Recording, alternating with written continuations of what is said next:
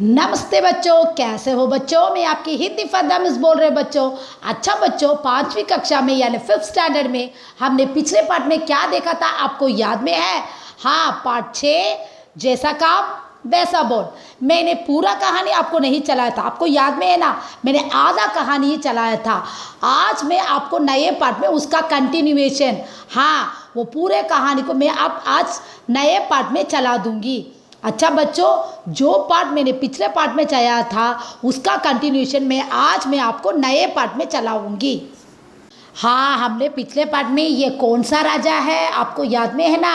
हारून रशीद है ना बच्चों। ये किस देश का राजा था मैंने आपको बताया था, उस राज्य का नाम बताया था। हाँ, बगदाद का राजा था ये हारून रशीद।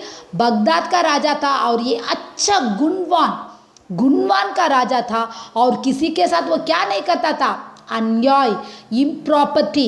ये मैंने पिछले पार्ट में आपको बताया था, मैं आप भी आपको याद दिला रही हूँ, है ना बच्चों।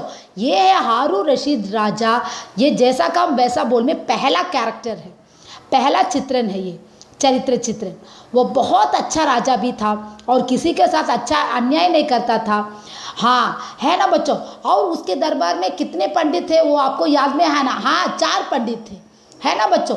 तब हारून रशीद उनके साथ उनको क्या संबंध था ये मैं वो पंडितों के साथ आपको बताऊँ। ये देखो बच्चों, हमने पिछले पार्ट में हमने उस दरबार में 4 पंडितों को भी देखा था। जब किसी अपराधी को दंड देना होता तो तब इन पंडितों से पूछते हैं और निश्चय करके ही कैसे दंड देना चाहिए। हमारा हारून रशीद क्या करते हैं, ये 4 पंडितों से ही हाँ कंसल्ट करके उस अपराधी को दंड देना है, क्या दंड देना ऐसे पूछते हैं हमारे राजा हारून ने पंडितों को आज्ञा दे रखी थी कि जो सत्य मालूम हो वही कहें, किसी से डरने की कोई ज़रूरत नहीं है। हाँ, हमारे राजा हारून ने इन 4 पंडितों को बहुत क्या देता था? स्वतंत्रता, फ्रीडम दिया था। जो भी गलती करते हो आप सच्चाई से बोले, किसी से डरने की ज़रूरत नहीं। हाँ, और एक समय की बात भी था, एक अपराधी आया था, उसने बहुत बड़ा अपराध किया था। राजा हारून ने उन पंडितों को बुलाकर उनसे पूछा इसे क्या दंड दिया जाए।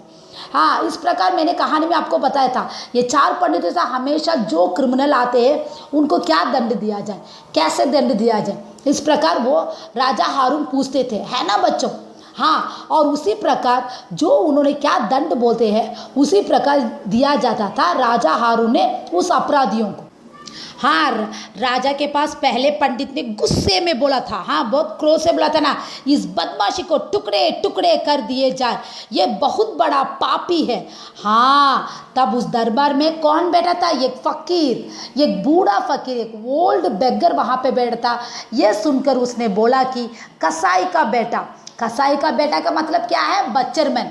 मैंने आप पिछले पार्ट में आपको एक छोटा सा गलती कर दिया, मैंने बच्चरमैन के बदले में फिशरमैन बोल दिया, उससे सॉरी कर देती हूँ। आज मैं आप नए पार्ट में मैंने आपको पूरा क्लियर कर दिया, ठीक है ना बच्चों। पहला स्कॉलर ने बताया कि उस अपराधी को दंड क्या बोला था? उसे टुकड़े टुकड़े पीस कट कर देना।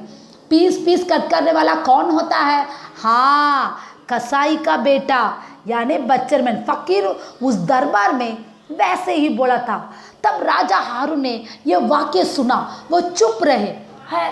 तब लोगों को समझा कि फकीर पागल है, राजा ही चुप है वहाँ पे, हम लोग क्या बोलेंगे। इस प्रकार लोगों ने सोचा कि फकीर कौन है? मैड है, लेकिन फकीर ही वहाँ पे बुद्धिमान है, बाकी सब लोग क्या है? पागल है ना बच्चों। हाँ, दूसरा पंडित ने कहा इस अपराधी की गोली से उड़ा दिया जाए, इसके टुकड़े ना कीजिए। देखो उसके पास में देखो, ये है फकीर, हाँ भिखारी, बेगर। हाँ, और वैसे ही वो घातकी शिकारी है, मर्डर। हाँ, शिकारी इज अ हंटरमैन। सेकेंड पंडित ने क्या बोला? पहले पंडित ने टुकड़े टुकड़े करने के लिए बोला था उस अपराधी को, वो बच्चरमैन था यानी कसाई हिंदी में। और दूसरा वाला पंडित ने क्या बोला? इस अपराधी को टुकड़े टुकड़े मत करो, पीस मत करो, इसे गोले से उड़ा दो, शिकारी हंटरमैन के रूप में बोला था। हाँ, इस प्रकार इस कहानी में पहला वाला पंडित ऐसे बोला था और दूसरा वाला पंडित ऐसे बोला था। हाँ बच्चों, हाँ तीसरे पंडित ने क्या कहा? अच्छा हो कि यदि से पानी में डुबो दिए जाए। ये सुनकर फिर वही फकीर बोल उठा कि ये मच्छी मार रहा है। हाँ, पहले पंडित ने क्या बताया था? इसे टुकड़े टुकड़े कर दो, दूसरे पंडित ने क्या बोला था, नहीं नहीं इसे गोली उड़ा दिया जाए, शूट कर दिया जाए। और तीसरे पंडित ने क्या बोला था, हाँ इसे पानी में डुबो दो। तब फकीर ने क्या बोला उस दरबार में, ये है मच्छी मार। मच्छी मार का मतलब क्या है, फिशरमैन। इस प्रकार ये कहानी मैंने पिछले पार्ट में यहाँ पे समाप्त किया था, है ना बच्चों। आज मैं आपको नए पार्ट में ये कहानी का कंटिन्यूएशन, अब ये देखो बच्चों आज हम नए पार्ट में आ गए हैं। हाँ क्या नया पार्ट है, वही पिछले पार्ट का कंटिन्यूएशन है ना बच्चों। पार्ट 6 जैसा काम वैसा बोल, वही शीर्षक है। और मैंने आधा कहानी पिछले पार्ट में चलाया था, वो भी मैंने आपको प्रीवियस लेसन का रिवीजन किया था, हाँ पूरा किया था। और अब मैं उस कंटिन्यूशन वो पूरा पार्ट को मैं आप पूरा करूँगी। ये देखो ये क्या चित्र है, ये एक आदमी एक फ़कीर को यानी बेगर को क्या दे रहा, पैसा दे रहा, हाँ पैसा दे रहा ना हाथ में। उसी प्रकार हमारे चौथे पंडित, पहला पंडित, सेकेंड पंडित और थर्ड पंडित, दोवां तीसरा, 3 पंडितों के गुणों को देखा। और चौथे पंडित का गुण कैसा है अब देखेंगे। चौथे पंडित ने कहा उसे क्षमा कर दिया जाए, यदि वह सुधर जाए तो अच्छा। चौथे पंडित ने अपराधी को एक मौका चांस दिया था कि इसे माफ़ करेंगे तो इसका गुण भी बदल सकता ना, ये अच्छा गुण बन सकता। ऐसा राजा हारून रशीद से उसने क्या मांगा था, हाँ कृपया रिक्वेस्ट किया था। इसी प्रकार पहले पंडित ने क्या बोला, इसे टुकड़े टुकड़े कर दो। और दूसरे पंडित ने बोला कि इसे बंदूक से चला दे। और तीसरे पंडित ने क्या बोला, हाँ ये मच्छी मारो है, वो फिशरमैन जैसे क्या बोला, उसे पानी में डुबो दिया जाए। इस प्रकार उन्होंने बोला था। हाँ लेकिन हमारे चौथे पंडित का गुण बहुत अच्छा है। उस अपराधी को एक बार मौका देकर उसे माफ़ करके उसे सुधरने के लिए, हाँ उसे अपने आप को करेक्ट करने के लिए एक मौका देने के लिए हमारे चौथे पंडित ने बोला था।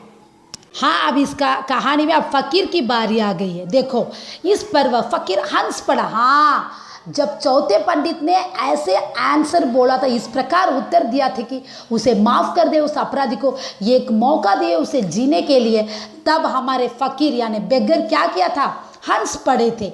ये देखकर सब आश्चर्य में, तब उस दरबार में सब लोग फ़कीर को देखने लगे सरप्राइज से। आश्चर्य का मतलब क्या है, सरप्राइज। राजा हारून फकीर से पूछा, आपने ऐसा क्यों कहा? पहले पंडित को अपने कसाई बताया और दूसरे पंडित को शिकारी बताया और तीसरे पंडित को मच्छी मार और चौथे को आप हंसे क्यों? इस प्रकार हमारे राजा हारून फकीर से सवाल यानी क्वेश्चन पूछ रहे हैं। फकीर ने कहा, पहला पंडित कसाई है इसलिए उसने अपराधी के टुकड़े टुकड़े करने को कहा है। दूसरे पंडित शिकारी है अतः उसने उस पर गोली चलाने के लिए बात कही है। और तीसरे पंडित मच्छी मारे इसलिए उसने अपराधी को पानी में डुबो देने की बात कही।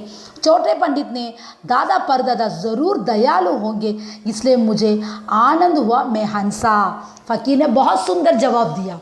पहला पंडित ने क्या बोला था, कसाई, क्योंकि उनके दादा परदादा क्या होंगे, बच्चरमैन। जो मटन काटने वाले को बच्चरमैन बोला जाता, कसाई। हाँ मैंने पिछले पार्ट में एक गलती कर दिया, बच्चरमैन के बदले में फिशरमैन बोल दिया, सॉरी बच्चों। सो मैं इस पार्ट में मैंने आपको क्लियर से पूरा बता दिया, मैं और एक बार भी आपको समझाती हूँ। अच्छा बच्चों, और दूसरे पंडित ने क्या बोला था, हाँ इसे गोली मार दिया जाए। तब उसके दादा परदादा क्या होंगे, शिकारी क्या मैन होंगे, इसलिए उसने ऐसा जवाब दिया था। और तीसरे ने क्या बोला, नहीं नहीं इसे पानी में डुबो देना। तीसरा वाला ही मच्छी मार है, फिशरमैन है, पहला वाला बच्चरमैन है यानी मटन काटने वाला। इस प्रकार मैंने आपको थोड़ा सा गलती बता दिया पिछले पार्ट में, आज मैं आपको नए पार्ट में पूरा क्लियर कर दिया। अच्छा बच्चों, इस प्रकार ये 3 पंडितों ने हाँ ऐसे अलग अलग गुणों से बताया, क्योंकि उनका काम वैसा है, उनका बोल भी वैसा ही है, वही है शीर्षक। और चौथे पंडित ने उनके दादा क्या है, दयालु। दयालु इज अ मर्सीफुल मैन, उन्हें जो पूरे गरीबों को दान में देने वाले को दयालु बोलते हैं, इसलिए उन्होंने मर्सीफुल मैन करुणा के साथ हमारे चौथे पंडित ने क्या बोला, उस अपराधी को सॉरी करके क्षमा कर देंगे, उसे एक मौका दिए कि वो जीने के लिए और उसे अपने आप को करेक्ट करने सुधारने के लिए। इसे देखकर फकीर हंस रहा था। ये राजा सुन रहे थे फकीर की बात। फ़कीर ने बोला कि ये बात सुनकर सबको बड़ा सारा पैलेस फ़कीर की बात को सुनकर क्या होगा, आश्चर्य हो गए। और राजा हारून कहा, आपने गलत बताया, सभी पंडितों की जाति एक ही है। हाँ, राजा बोल रहे कि नहीं आप तुम गलत बोल रहे, फ़कीर को बोल रहे, तुम यू आर स्टिल मिस्टेक, ऐसे बोल रहे थे। कौन? राजा फ़कीर को, बेगर को बोल रहे हैं। फ़कीर बोला क्योंकि सब पंडित एक ही जाति के होंगे, सब सेम है, कोई अलग अलग नहीं है। राजा हारून फ़कीर से बोल रहे हैं। फ़कीर बोला, जैसा हमारा स्वभाव और संस्कार होता है, संस्कार is a influence of preference comfort, ऐसे कुछ शब्द अंग्रेजी में दिया है। हाँ, जैसा हमारा कैरेक्टर और संस्कार है उसी प्रकार ही हम बोलते हैं। जो हमारे घरों में मेरे दादा परदादा, तमिल में से कोल्लू ताता सब बोलते हैं ना, जो काम वो लोग करते हैं वैसे ही बोलते हैं। इसी प्रकार ही आपके पंडितों ने, तो अगर मैंने जो कहा वह सही है, फ़कीर बोल रहा मैं जो कह रहा हूँ राजा यही सच है। इस प्रकार ने फ़कीर राजा से बोला। हाँ, अब राजा हारून ने इसे जांच किया क्योंकि फ़कीर सच बोल रहा है या झूठ बोल रहा। उसको मालूम हुआ कि पहले पंडित के परदादा कसाई का काम करता था, दूसरे पंडित का पिता शिकारी का काम करता था, और तीसरे पंडित का परदादा ऐसे दादा मच्छी मार ऐसे बोलता था।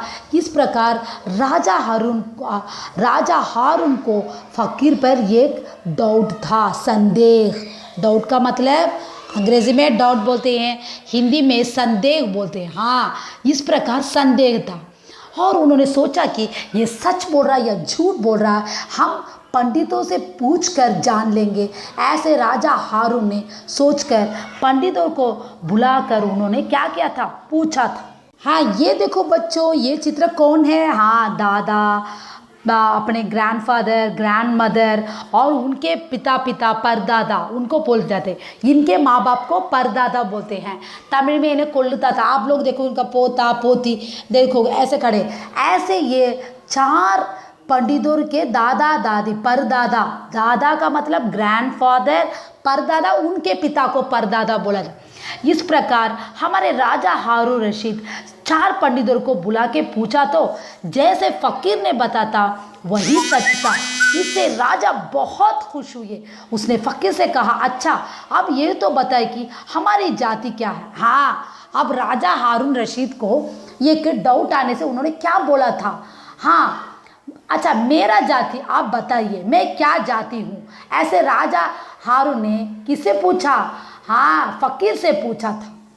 अब फ़कीर ने कहा उसका निर्णय आप स्वयं कीजिए। अब फ़कीर ने क्या बोल दिया राजा से, आप ही स्वयं कीजिए कि आप कौन से जाति के हैं। हाँ, फ़कीर ने राजा को सवाल का जवाब नहीं दिया, उन्हें डिसीजन लेने के लिए बोल दिया।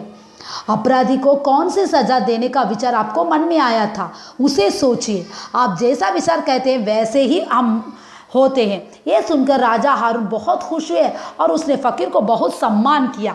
हाँ, उन्होंने फ़कीर ने क्या बोला था, आप जो मन में क्या सोचते हैं, कैसा बोलते हैं वैसे ही आप काम करते हैं। आपके मन में क्या दंड देने के लिए उस अपराधी को सोचा था, आप सोचिए उसी प्रकार आपका जाति होगा।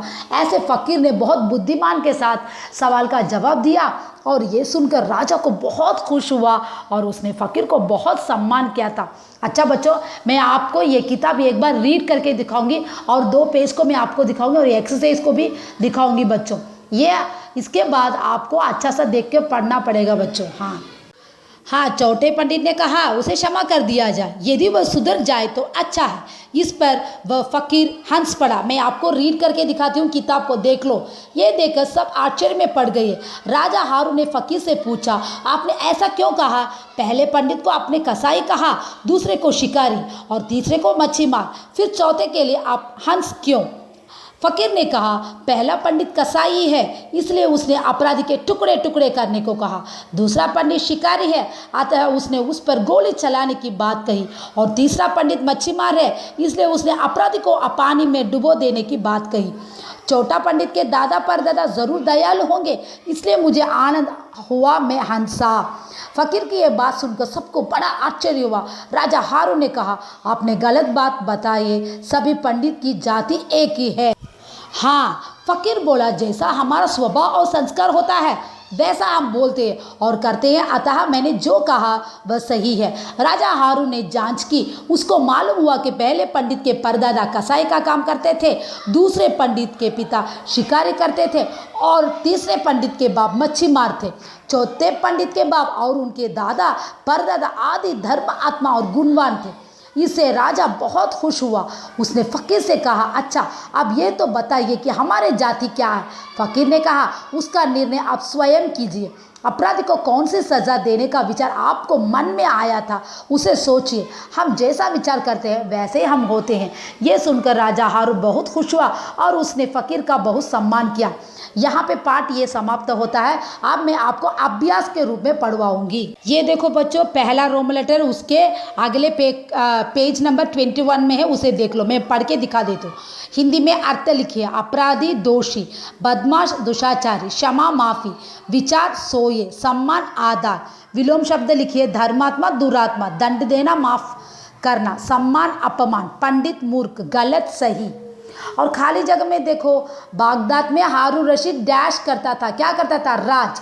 दूसरे लोगों ने समझा कि फ़कीर पागल है। तीसरे पंडित के बाप मच्छी मार थे। सही मिलान कीजिए में देखो, हम जैसा विचार करते हैं वैसे ही हम होते हैं। दूसरे पंडित के पिता शिकार करते थे। राजा ने फ़कीर का बहुत सम्मान रेस्पेक्ट किया था। सही या गलत लिखिए। हम जैसा विचार करते हैं वैसे ही हम होते हैं। राजा ने फ़कीर का बहुत अपमान किया। गलत। पहले वाला सही है। हाँ। चौथे पंडित ने कहा कि अपराधी को दंड दिया जाए। गलत। एक वाक्य में जवाब लिखिए। हारून रशीद के दरबार में कितने पंडित हैं? ये मैं सवाल आपको पूछ रही हूँ, आप क्या कीजिए उसका जवाब देना। पहले पंडित ने गुस्से में आकर क्या कहा? अपराधी को पानी में डुबो देने की बात किसने कही? 3 वाक्य में जवाब लिखे। चौथे पंडित ने अपराधी को क्षमा कर देने को क्यों कहा? फ़कीर ने उन चारों पंडितों के बारे में क्या कहा? यह पाठ आज यहाँ पे समाप्त हो रहा बच्चों। अच्छा बच्चों, आपको जो पाठ कहानी समझ में आता अच्छी तरह समझिए। बार बार इसे डालकर देकर आप समझकर पढ़िए बच्चों। जो गृह कार्य असाइनमेंट आपको आ रहा है हर वक्त उसे पूरा कीजिए बच्चों, क्योंकि बहुत दिन से आपको छुट्टी हो रही है स्कूल की। इसलिए प्लीज़ घर में बैठ के पढ़िए बच्चों। धन्यवाद।